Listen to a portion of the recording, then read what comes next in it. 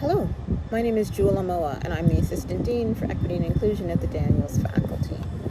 I guess if I was to share some reflections about reading, I would say reading is the very fabric of our lives. This is part of everything that we do, how we navigate the world, how we navigate relationships with one another, how we come to understandings about ourselves, essentially, is all done through the act and the skill of reading. And I think it is a wonderful gift to be able to do that, to indulge in that, to spend your life expanding your ability to read, your capacity to read, and expanding just yourselves through the act of reading and the information that you gain in the process.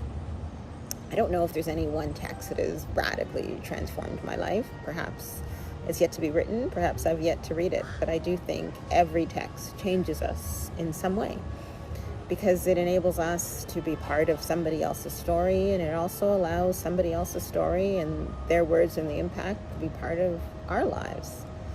So I think we are transformed by reading all the time, every day, and that, again, is also part of the gift and the beauty and the wonder of reading. I'll say that during the pandemic, when we were all inside our houses looking for opportunities to get out, I really enjoyed going on long walks and listening to audiobooks. So just the delight of being read to, particularly books that are written in the author's own voice, was a real treat. I think as children, we really take pleasure in having stories read to us.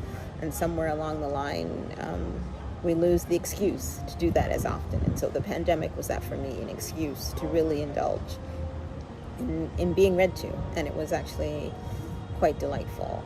I think now much of the reading that we do is digital and has been for quite some time, right? So on our phones and our computers and our tablets, we are always scrolling through information digitally, and I think that loses an opportunity to connect.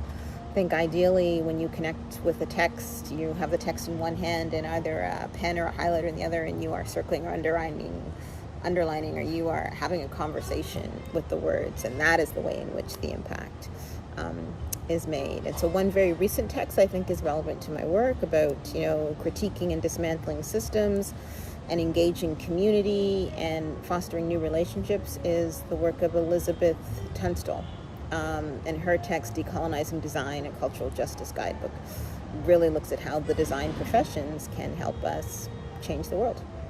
So whatever you're reading, wherever you're reading it, so you can see I like to do most of my reading outside. I like to do most of everything outside, wherever I am, whenever I can. So whatever you are doing, enjoy it. Thanks.